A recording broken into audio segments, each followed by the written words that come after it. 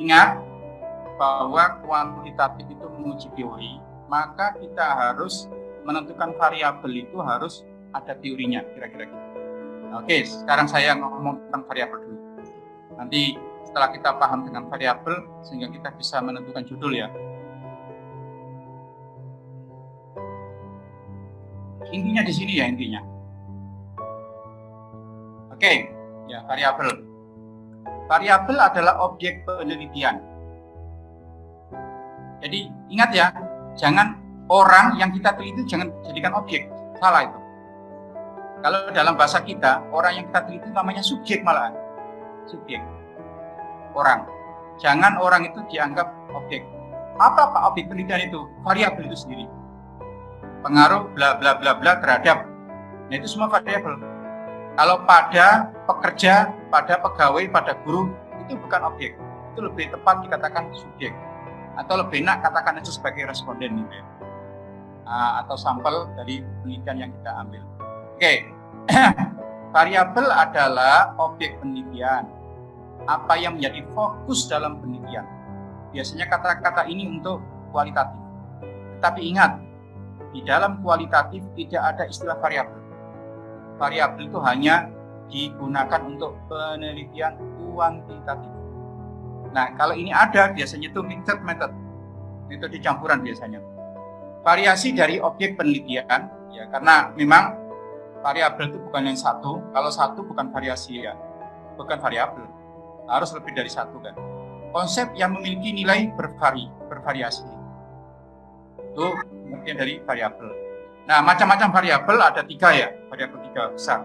Pertama dependent, kedua independent, ketiga intervening. Intervening itu antara. Biasanya antara itu ada 2 macam, bisa dikatakan moderator, bisa dikatakan mediator. Dependent pada konteks tertentu kadang-kadang disebut dengan endogen. Endogen itu untuk penelitian yang SEM ya, Structural Equation Modeling, persamaan ya struktural. Ya, biasanya dependent itu seringkali dinamakan juga endogen. Lalu independent namanya exogen. Oke. Nah, ketika kita menempatkan dependent, independent, intervening ini, lalu nanti pengujiannya ada istilah univariat, bivariat, ada multivariat. Apa itu Pak kalau univariat? Univariat itu variabel independennya 1, dependennya juga 1. Pengaruh syukur terhadap kepuasan kerja, pengaruh syukur terhadap prestasi kerja guru. Kalau PAI, pengaruh sabar terhadap prestasi belajar siswa misalnya gitu. Kalau bivariat, 2 variabel independen atau dua ya atau lebih ya, bisa 2 bisa 3 dan seterusnya, 1 variabel dependen. Misalnya pengaruh sabar dan syukur terhadap kepuasan kerja, itu yang MPI. Kalau PAI, pengaruh sabar dan syukur terhadap prestasi belajar siswa, misalnya gitu. Nah, kalau multivariat, ya 2 atau lebih variabel independen dan 2 atau lebih variabel dependen. Contoh, pengaruh sabar dan syukur atau pengaruh sabar syukur dan misalnya ya dukungan keluarga terhadap misalnya prestasi belajar. Lalu prestasi belajar itu tidak hanya 1, dibagi 2. Ada prestasi belajar akademik, prestasi belajar non akademik. Nah, gitu. Atau juga kalau MPI pengaruh sabar, syukur dan dukungan keluarga terhadap prestasi kerja atau kinerja guru agama. Ya, guru agama. Nah, prestasi itu juga dibagi 2 macam ya. Ada prestasi akademik, non akademik. Jadi ingat ya, kalau MPI kaitannya ke guru, ke kepala sekolah, ke apa, sebagai pegawai. Ingat ya, sebagai pegawai. Guru sebagai pegawai. Tapi kalau Anda di MPI harus terkait dengan kalau PPAI harus terkait dengan KPAI-an. Apa itu? Prestasi belajar, metode, atau kita ingin menguji ya. Ada cewek, ada cowok, siswa-siswi. Nah, gitu kan. Lalu pertanyaannya, metode apa yang cocok untuk menjadikan siswa itu kreatif? Atau pola asuh kayak apa? Pola asuh kan ada 3 ya. Ada otoriter, ada demokrat, ada misi, misalnya. Dalam mendidik laki-laki ya, walaisad dzakaru kal unsa misalnya. Ternyata dalam Al-Quran laki-laki itu beda dengan perempuan. Oh, laki-laki itu punya sifat apa? Maskulin, ya, kemudian tegas, rasional, itu kan, berwibawa. Kalau perempuan apa? Emosional. Emosional itu bukan marah itu ya, tapi lebih mengedepankan emosi dibanding dengan rasio. Lalu memelihara apalagi ya, kelembutan, pemeliharaan ya, kelembutan itu. Nah, ternyata ya dua varian tadi jenis kelamin. Kira-kira ya kita ingin teliti pola asuh yang apa dari 3 tadi yang lebih cocok untuk meningkatkan kreativitas. Itu nanti akan ramai itu hasilnya akan asik gitu ya. Jadi ini macam-macam variabel. Oke, saya teruskan. Sekarang apa sih variabel dependen itu, Pak? Nah, ini variabelnya paling penting ya. Walaupun dalam judul itu disebut yang paling akhir. Terhadap bla bla bla. Nah, setelah terhadap itu dependent variable. Variabel dependent itu adalah variabel terikat yang dipengaruhi karena menjadi akibat. Lazimnya dilambangkan dengan Y. Variabel ini merupakan hasil. Jadi hasil ya. Jangan sampai judul Anda nanti gini, pengaruh bla bla bla terhadap motivasi belajar atau motivasi kerja. Salah itu. Motivasi itu bukan hasil. Motivasi itu sesuatu yang mempengaruhi. Hasil itu apa, Pak? Kinerja atau prestasi. Turnover itu perpindahan pegawai. Stres kerja boleh, stres akademik bagi siswa juga boleh. Nah, gitu kan? Itu hasil. Komitmen termasuk komitmen itu hasil. Jadi karena akibat sesuatu yang diakibatkan oleh yang lain. Oke, ya. Lambangnya Y, letaknya itu setelah judul itu terhadap. Bahkan kadang-kadang judul itu tanpa independen variabelnya, cukup dependen saja. Contohnya gini, faktor-faktor yang mempengaruhi kepuasan kerja bagi guru yang apa ya? Atau gini sekarang ini yang lagi walaupun ini bukan terkait dengan MPI atau PAI. Faktor-faktor yang mempengaruhi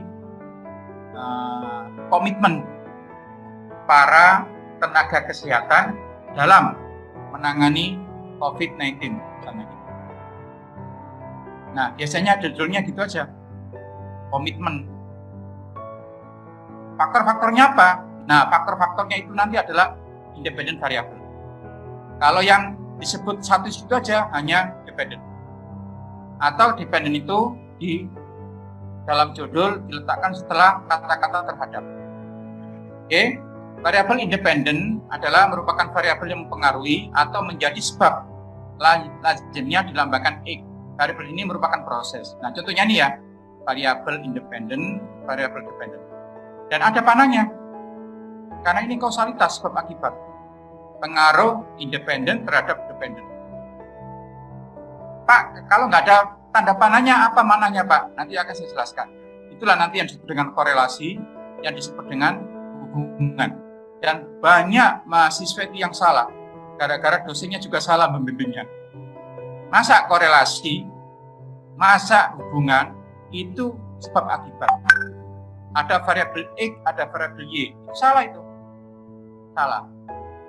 Contoh. Ya. Guru itu kan punya 4 kompetensi ya. Ya.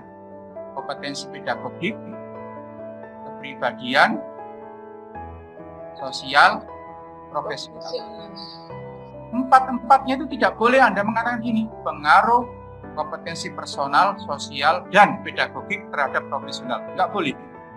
Loh, kenapa Pak? Karena sejajar. Terus gimana itu? Ya hubungan atau korelasi kompetensi 4 itu. Nah itu nggak ada X, nggak ada Y, nggak ada sebab, nggak ada akibat. Namanya variabel 1, 2, 3, 4 itu aja. Karena itu apa? Sejajar, setara. itu hubungan yang tidak kausalitas. Tapi kalau hubungan kausalitas, ini nanti pakai regresi ya, ada tanda panah. Kayaknya tadi itu tidak ada tanda panah, hanya ada garis itu aja. Nah, contohnya sekarang ini contohnya. Pengaruh sabar X1 terhadap kepuasan kerja. Kenapa Pak sabar? Nanti akan saya jelaskan ya bagaimana cara mengkonstruk, membuat definisi sabar itu kayak apa. Inilah yang menjadi kekhasan kita. Kemarin ketika saya ke sana, ke mana? Saya kan minggu yang lalu ya, itu kan ke sono kan, ke Serang, membuat buku pedoman disertasi itu kan. Nah, itu kemarin lucu. Nah, salah satunya itu, ya saya bocorkan aja enggak apa-apa. Saya ngomong gini, semua ketawa dan mengamininya. Mohon maaf ya teman-teman ya, penelitian kualitatif yang ada sekarang ini kebanyakan adalah laporan tahunan. Pada ketawa semua itu. Menceritakanlah guru itu ada berapa, hasilnya berapa. Nggak ada hubungannya dengan penelitian itu. Kalau gitu. Memang disertasinya bobotnya berbobot. Kalau ditimbang bobotnya tinggi, tapi nggak ada isinya itu. Kenapa? Isinya laporan tahunan. Bukan gitu yang namanya kualitatif itu. Bukan.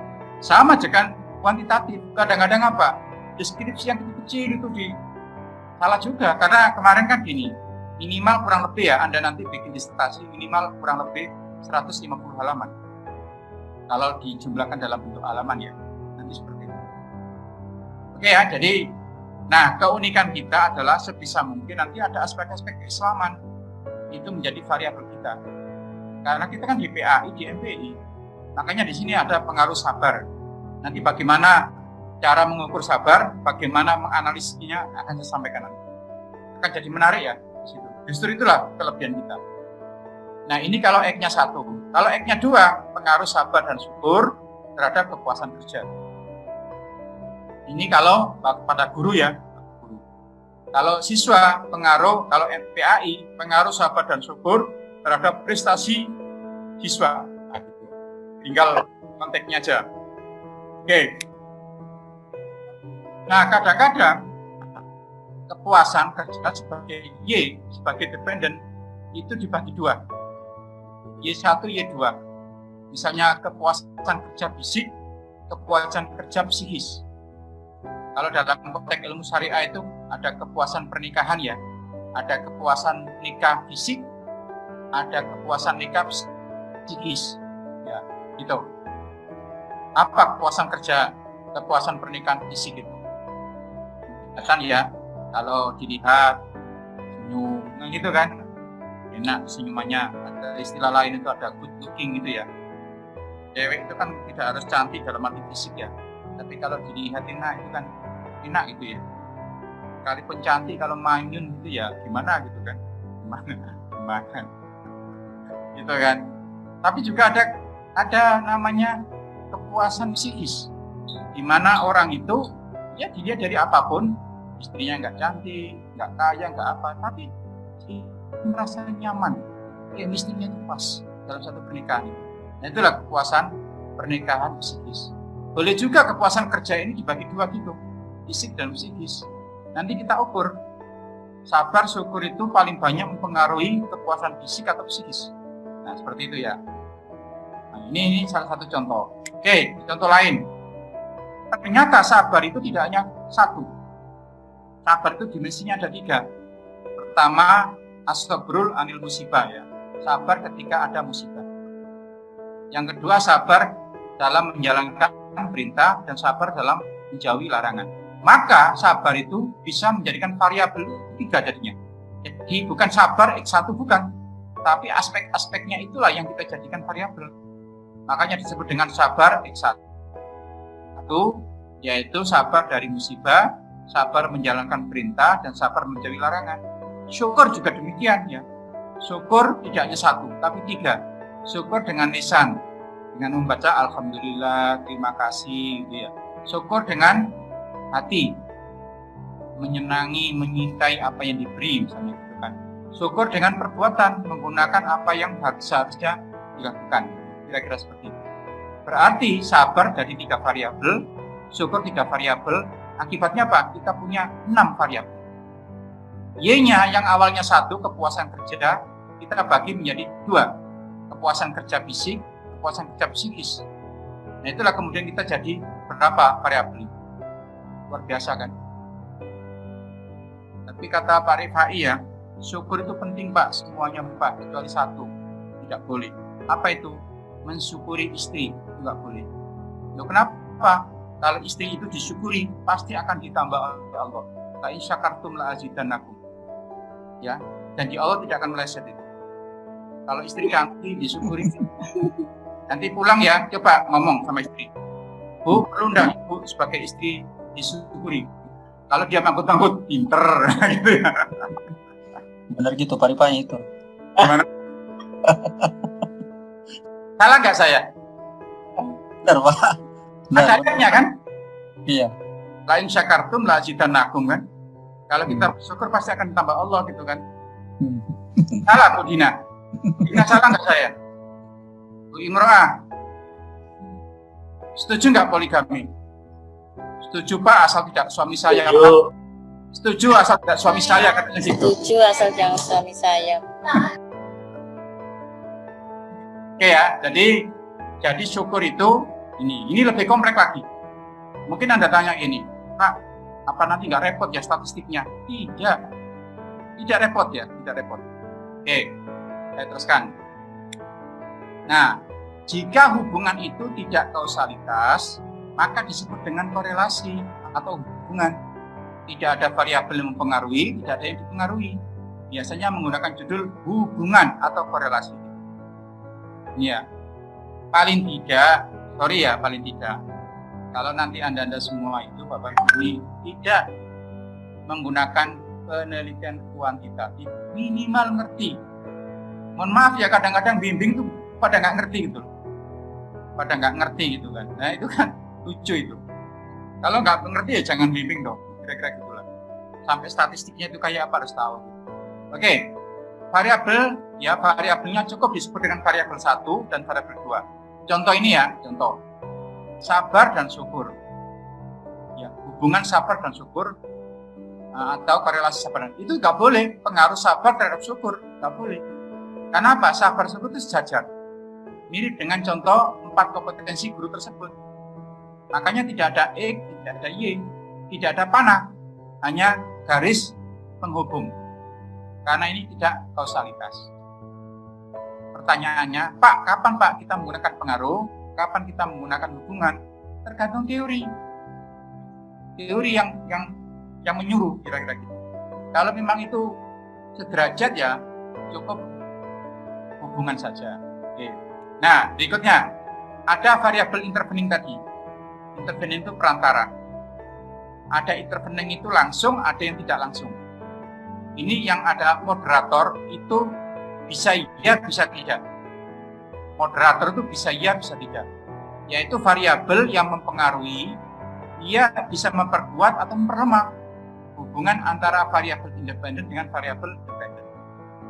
Contohnya demikian. Ya, contohnya ini ya. Ini contohnya, nah ini. Pengaruh kecerdasan emosi terhadap keputusan turnover dengan stres sebagai moderatornya. Logikanya kan gini kan, orang kalau kecerdasan emosinya tinggi, maka dia akan menghentikan keputusan untuk pindah tugas, pindah pekerjaan, turnover. Logikanya kan gitu ya. Ya, udahlah kalau ada masalah sedikit, sabarlah, tenanglah, santailah. Jangan berusaha-berusuh untuk pindah tugas. Kira-kira gitu kan. Tapi kalau orangnya kecerdasan emosinya rendah, maka dia cenderung gampang memutuskan untuk pindah tempat. Kira-kira seperti itu. Akan pindah tempat itu. Nah, di tengah-tengah ada stres kerja. Ya Pak, saya tanya pada Anda. Pernah enggak disuruh oleh pimpinan atau kita melakukan satu tugas dengan sistem SKS, sistem kebut semalam? Pernah enggak seperti itu? Stres enggak? Stres enggak gitu? Pusing, malah nggak dikerjakan. Stres lah. Pertanyaannya gini, selesai enggak pekerjaan itu? Bisa Selesai. selesai, bisa tidak. Enggak. Terhambat. Ya, ada orang itu kalau tidak diketok itu, kalau tidak pokoknya saya nggak mau tahu, besok harus selesai. Ada tipe tertentu gitu, kalau dia dikatakan gitu, ternyata apa? Malamnya dia, udah nggak nyapa istrinya, nggak nyapa anaknya, betul mengerjakan tugas. Tapi apa? Besok selesai. Dan bisa tugas itu disetorkan. Itu justru stres, namanya eustress. Stres itu berfungsi.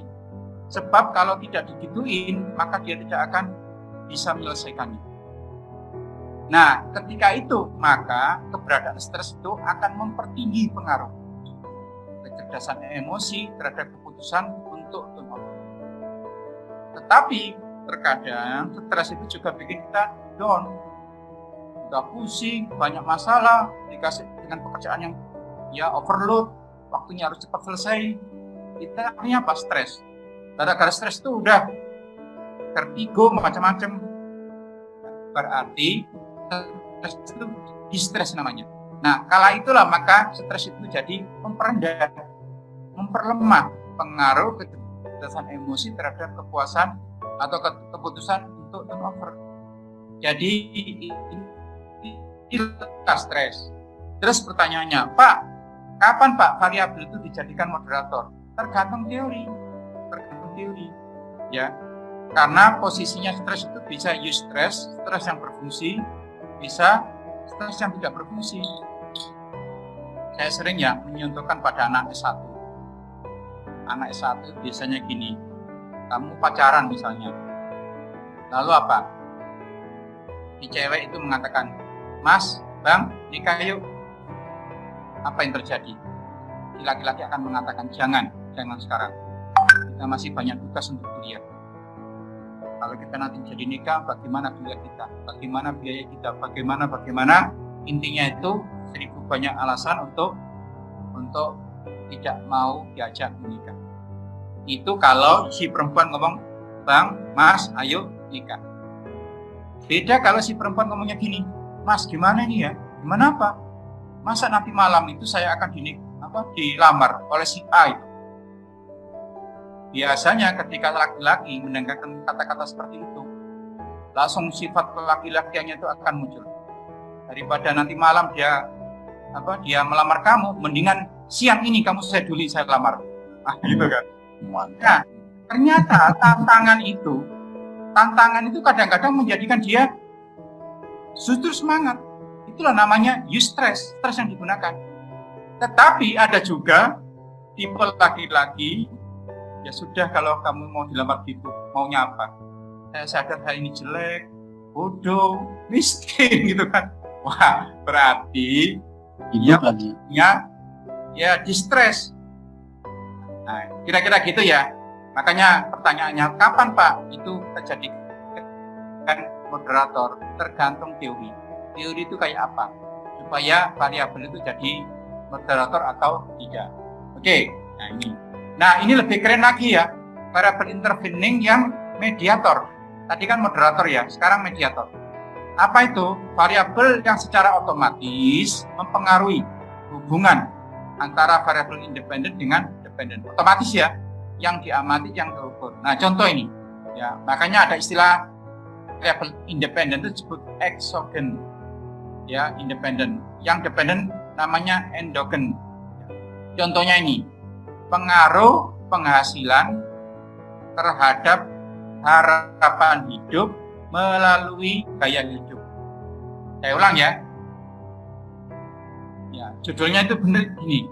Pengaruh penghasilan terhadap harapan hidup melalui gaya hidup. Logikanya, ya, teorinya, kalau penghasilannya tinggi, maka harapan hidupnya lebih lama. Umurnya lebih lama, awet mudanya lebih lama.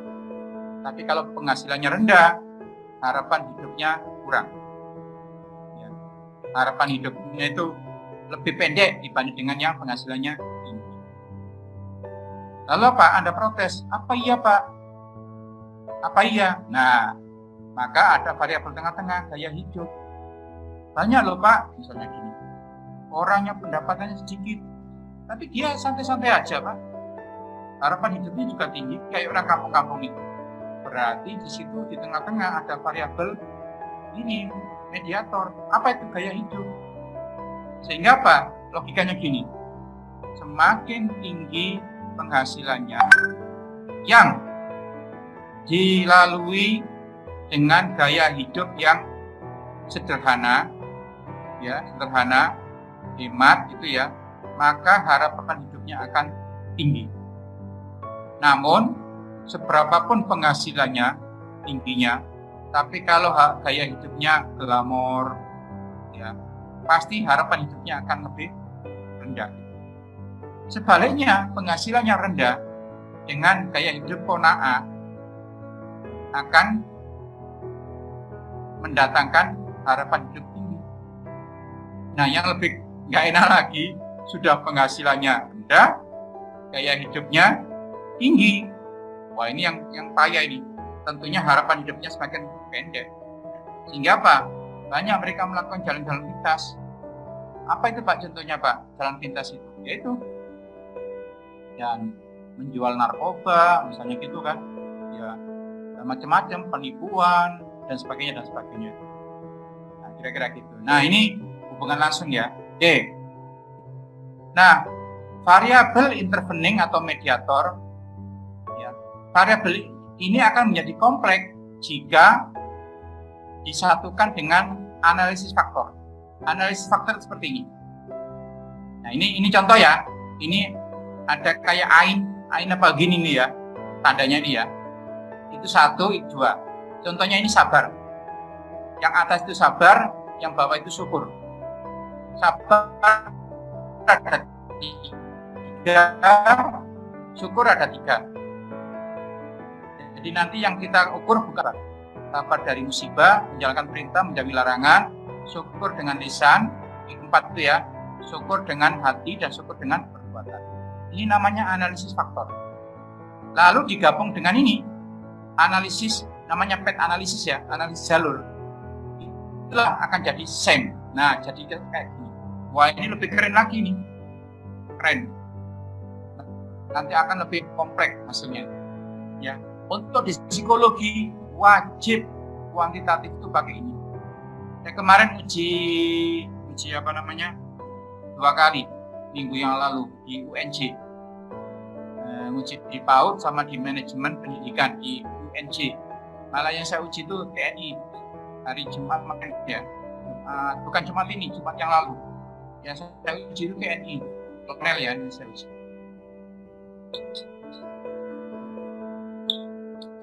Nah, dia sayangnya tidak pakai SEM ini. Dia pakai SPSS, tapi kemudian diselesaikan dengan namanya Sobel test. Pengaruh itu tidak dilakukan dengan satu kali statistik, tapi berkali-kali. Nanti kalau Anda menggunakan ini gampang lah, nanti gampang. Anda jangan takut terhadap masalah statistik. Statistik itu gampang. Oke, inilah variabel ya, variabel. Oke, mungkin ada yang tanya, silakan. Nah, variabel belum itu saya ini. Kadang-kadang variabel itu akan lebih menarik lagi jika dikaitkan dengan hal-hal yang lain. Misalnya ya, kepuasan pernikahan. Kalau gitu aja kan datar.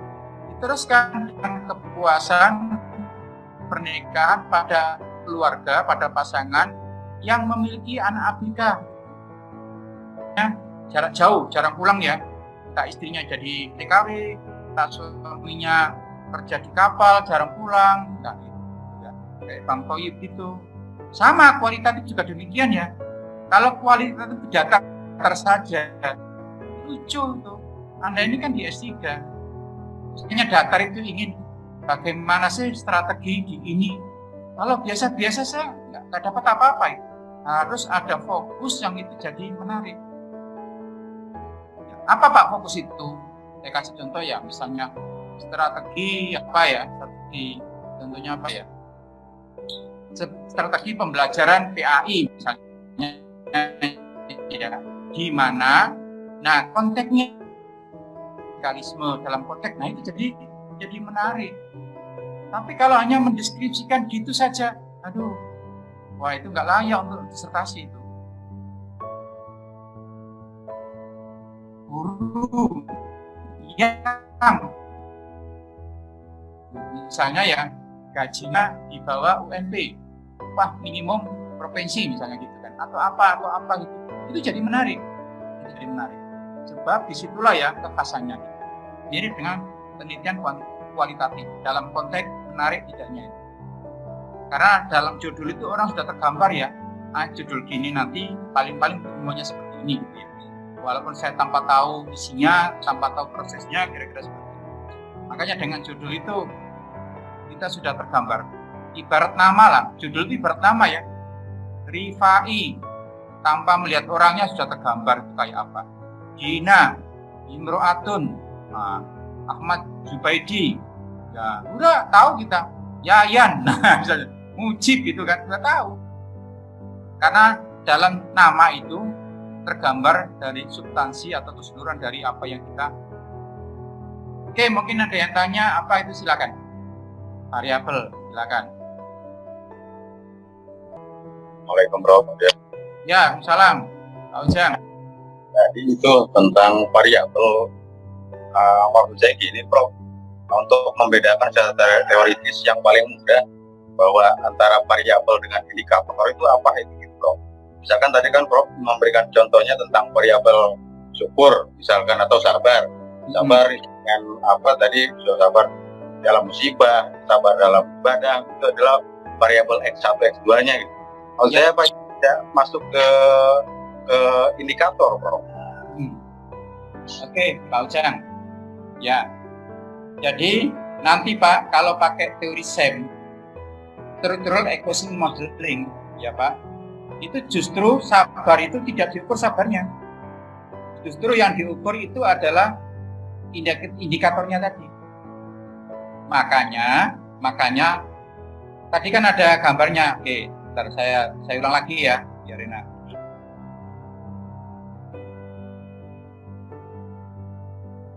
Oke, saya tunjukkan dulu. Karena ini S3 Pak, bukan apa ini disertasi ya. Maka memang kompleksitas daripada apa yang kita itu harus. Nah, kayak gini Pak. Ini adalah namanya analisis faktor. Nah, kayak gini. Ya, Pak Ujang ya. Jadi apa ini huruf apa? Kayak ain ya, kayak ain satu itu ya. Anggap aja ini adalah sabar gitu ya. Sabar itu tidak hanya X1, X2, X3. Sabar itu tidak hanya satu. Dan sabar ternyata nggak bisa diukur. Karena ini variabel Latin. Yang bisa diukur apa? Yang bisa diukur yang ini. Yang sabar terhadap musibah, sabar terhadap, makanya ini ada kotak-kotak ini. Ini namanya variabel yang terukur, observer. Tapi kalau yang ini, yang bulat ini adalah variabel Latin. Nah, logikanya gini. Seandainya nanti ternyata sabar itu mempengaruhi kepuasan kerja misalnya. Pertanyaannya, sabar yang mana? Kalau sabar yang mana itu kalau semuanya jadi satu, kita tidak bisa menjawab. Tapi kalau kita bagi menjadi 3, akan bagus. Nah, sementara Pak, teori sekarang itu semakin lama, semakin detail. Saya kasih contoh dalam psikologi. Dulu itu namanya konsep diri. Itu sebagai variabel besarnya. Kemudian di dalamnya itu banyak, ada citra diri, ya, ada harga diri, ada kepercayaan diri, ada apa, ada macam-macam. Mungkin ada puluhan ya, puluhan itu. Sekarang itu ternyata apa? Masing-masing dapat diri sendiri.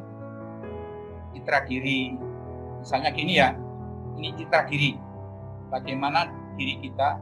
Biasanya gini, mungkin kalian bagi Anda yang PAI lebih cocok ini ya. Contohnya gini, prestasi akademik bagi anak-anak cacat. Apa namanya, ABK atau apa gitu ya. Intinya gini. Logika dasarnya. Biasanya anak cacat itu punya sifat-sifat minder. Ketika minder akan mengganggu prestasi akademiknya. Nah gitu kan. Nah dulu itu variabelnya itu konsep diri gitu dulu. Sekarang enggak, diambil dari bagian kecil dari konsep diri. Apa itu? Citra diri. sekalipun anak itu cacat, tapi kalau dia mencitrakan dirinya itu tidak bermasalah, ya tidak bermasalah. Sekalipun orang itu cakep, tapi kalau dia mencitrakan dirinya itu bermasalah, ya jadi masalah juga. Oh, berarti citra diri itu tidak semata-mata dari sisi cacat tidak cacatnya satu fisik misalnya. Nah, itulah Pak, kemudian gaya dengan analisis faktor seperti ini akan jadi penting. Supaya nanti kita lebih tahu mana di antara bagian-bagian itu yang menjadi. Jadi awalnya ini bukan indikator Pak, namanya lebih tepat dengan aspek. Di dalam aspek itu ada indikator. Nah, gitu ya. Misalnya sabar terhadap musibah, itu aspek. Terus indikatornya apa? Misalnya sabar terhadap musibah itu misalnya tidak mudah mengeluh ketika mendapatkan musibah. Misalnya gitu ya. Yang kedua, cepat bangkit ketika dapat musibah. Yang ketiga apa gitu. Nah, itu nanti akan kita lihat dari teorinya. Justru nanti setelah ini nanti akan saya sampaikan bagaimana cara mengetahui indikator, aspek dari teori-teori yang ada. Yang saya contohkan dengan sabar itu. Jadi pertanyaan Pak Ujang itu benar ya, seperti itu. Benar. Kalau untuk zaman dulu memang seperti itu. Kalau zaman sekarang sudah pakai, mungkin gini, Pak kan semakin sulit nanti Pak statistiknya. Jangan bilang gitu. Sekarang dengan SPSS, dengan SEM, dengan M+, udahlah. Jangan mikir pokoknya ruwetnya statistik. Semua nanti akan diselesaikan dengan baik hati, tidak sombong, rajin menabung lah pokoknya. Yang namanya SPSS, M+, Israel itu. Nah gitu kira-kira Pak Ujang. Terima kasih Prof. Ya.